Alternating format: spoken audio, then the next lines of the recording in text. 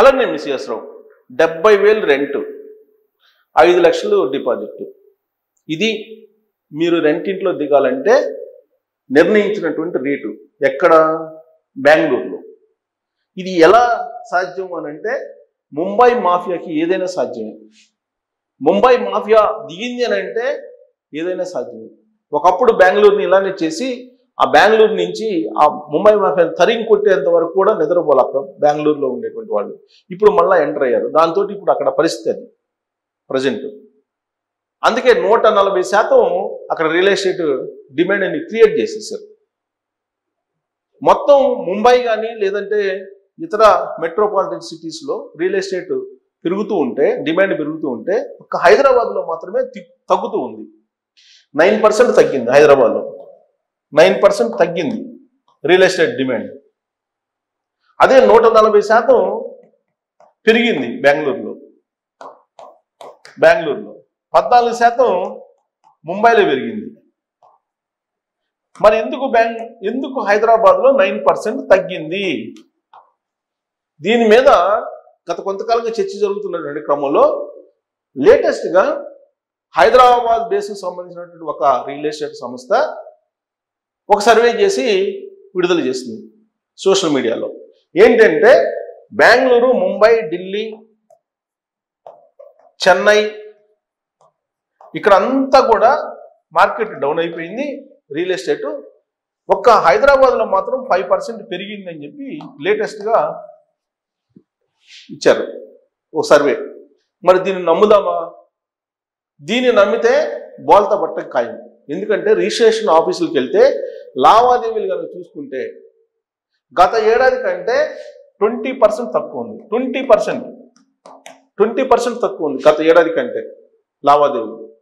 గత ఏడాది ఈ టైంలో హైదరాబాద్లో జరిగినటువంటి లావాదేవీలకి ఇప్పుడు జరుగుతున్న లావాదేవీలు 20% తక్కువగా ఉంది.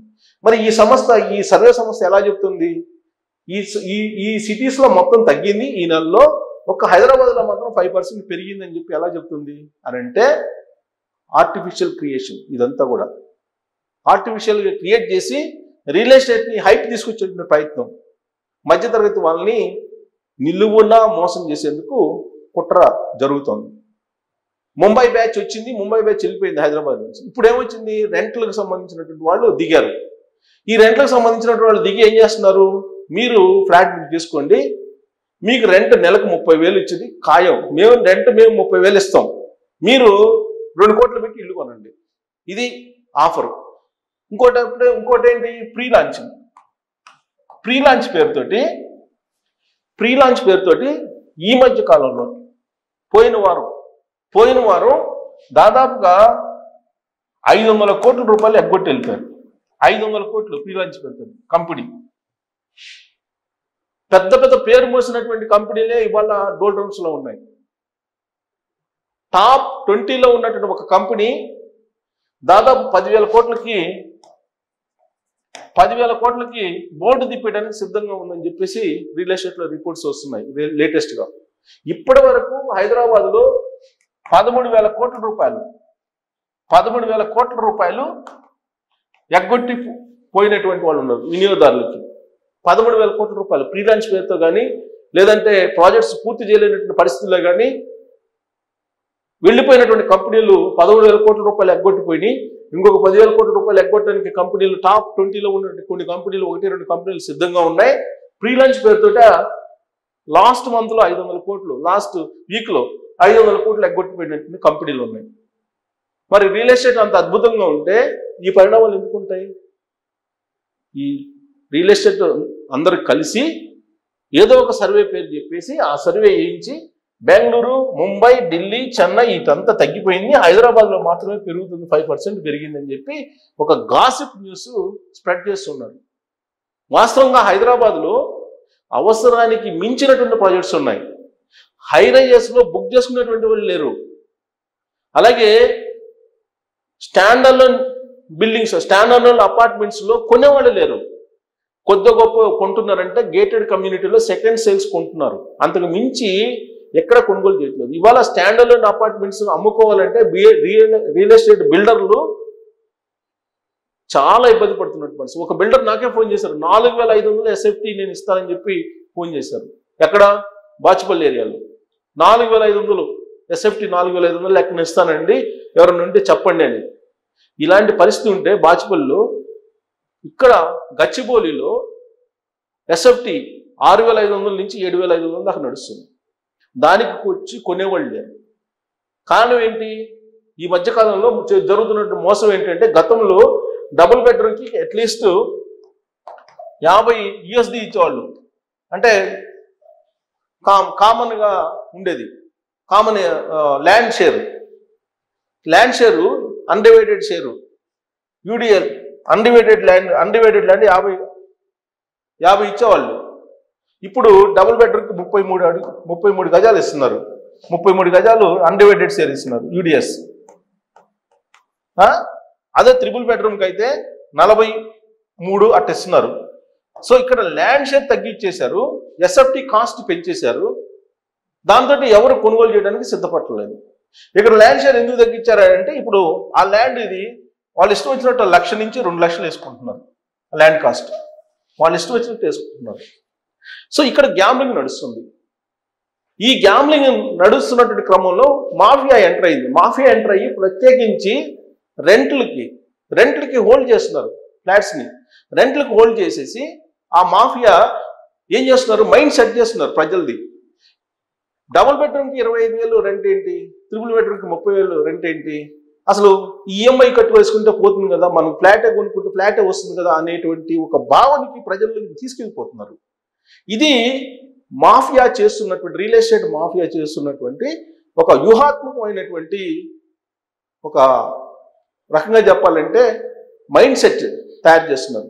వ్యూహాత్మకమైన మైండ్ సెట్ తయారు చేస్తున్నారు పబ్లిక్లో, రెంట్లు పెంచేసి.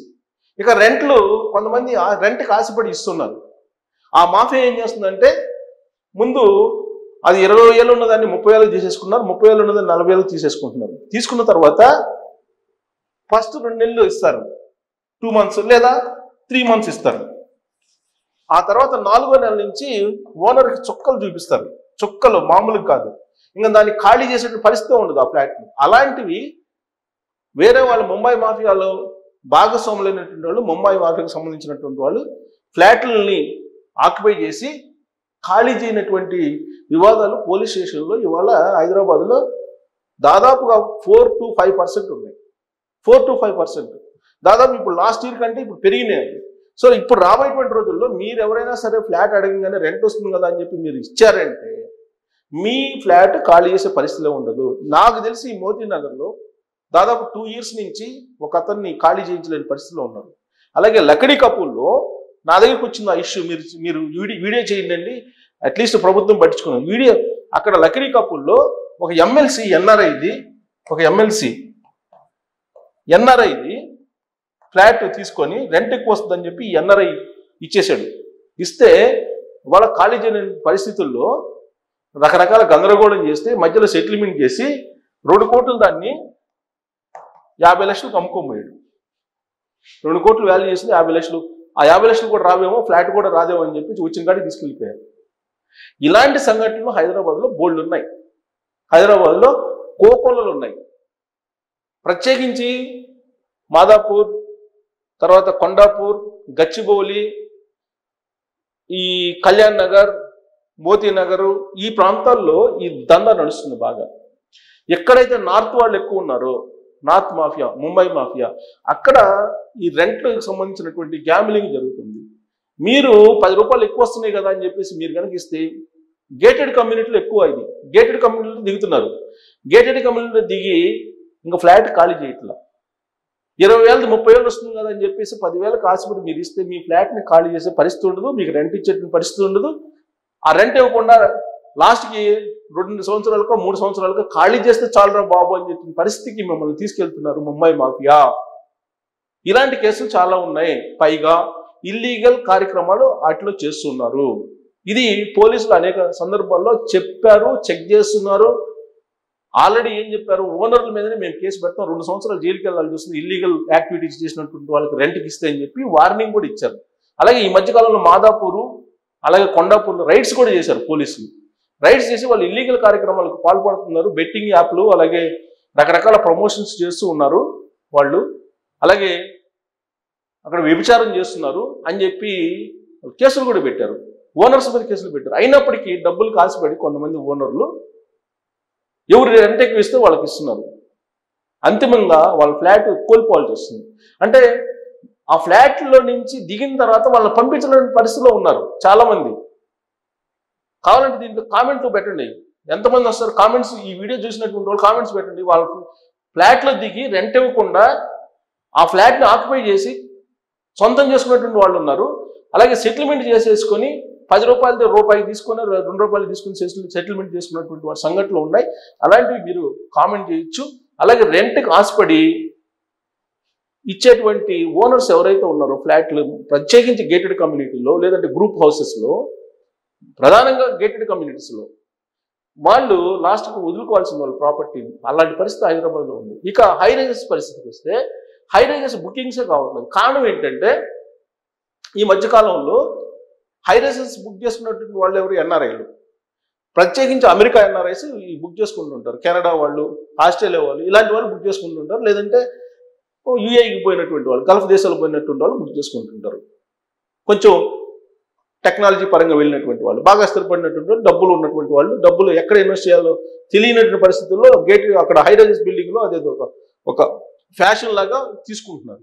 కానీ ఇప్పుడు మారినటువంటి పరిస్థితుల్లో, అమెరికాలో మారిన పరిస్థితుల్లో, ప్రపంచవ్యాప్తంగా మారినటువంటి పరిస్థితుల్లో అక్కడ ఉన్నటువంటి వాళ్ళు అక్కడ నానా రకాల తంటాలు పడుతున్న పరిస్థితుల్లో అక్కడి నుంచి ఇక్కడ డబ్బులు వచ్చే పరిస్థితి లేదు. సో కాబట్టి ట్రంప్ తీసుకుంటున్నటువంటి చర్యల కారణంగా హైదరాబాద్ హై రైజెస్ బిల్డింగ్ కుప్పగూలిపోయాయి. హైదరాబాద్ హై రైజెస్ కొనేవాళ్లే లేరు.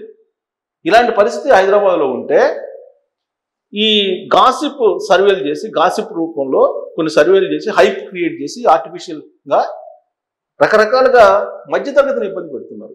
ఏదో పెరిగిపోతుంది అని చెప్పి. అలాగే రెంట్ మాఫియా, దీన్ని కంట్రోల్ చేయాలి. ఫస్ట్ రెంట్ మాఫియాని కంట్రోల్ చేస్తే తప్ప హైదరాబాద్లో ఇంటి ఓనర్లు కూడా మంచిది, ఫ్లాట్ల ఓనర్లు కానీ ఇంటి ఓనర్లు కానీ ఆ మాఫియాని ఎంకరేజ్ చేస్తే కనుక మాకు రెంట్ వస్తుంది కదా అనుకుంటే కనుక లాస్ట్ ఫ్లాట్ కోల్పోవాల్సి వస్తుంది. ఇలాంటి కేసులు చాలా ఉన్నాయి. నా దృష్టిగా 2 వచ్చినాయి ఆల్మోస్ట్ గత నెలలోనే. సో ఇక హైదరాబాద్లో రియల్ ఎస్టేట్ పెరగడానికి కారణం కేసీఆర్ గారు ఆర్టిఫిషియల్గా క్రియేట్ చేశారు. దాన్ని రేవంత్ రెడ్డి గారు కూడా కొనసాగిస్తున్నారు. బహుశా నేను అనుకుంటే 10-15 రోజుల్లో హెచ్ఎండిఏ భూముల్ని మళ్ళీ వేలం వేయబోతున్నారు. ఆ వేలంలో మినిమం 100 కోట్లు పెట్టారు. దాన్ని ఒక 120 కోట్లు పెట్టేస్తారు. ఎవరొకరు కొనుక్కుంటారు, దాని రిజిస్ట్రేషన్కి వెళ్ళరు.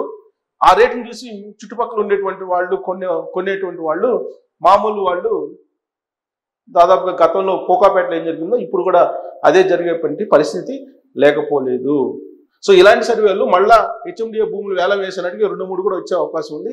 ఇలాంటి సర్వేలు నమ్మచ్చా నమ్మకూడదా, అసలు వాస్తవ సిచ్యువేషన్ ఏంటి హైదరాబాద్లో అనే దాని మీద మీరు కామెంట్ చేయొచ్చు. Thank you.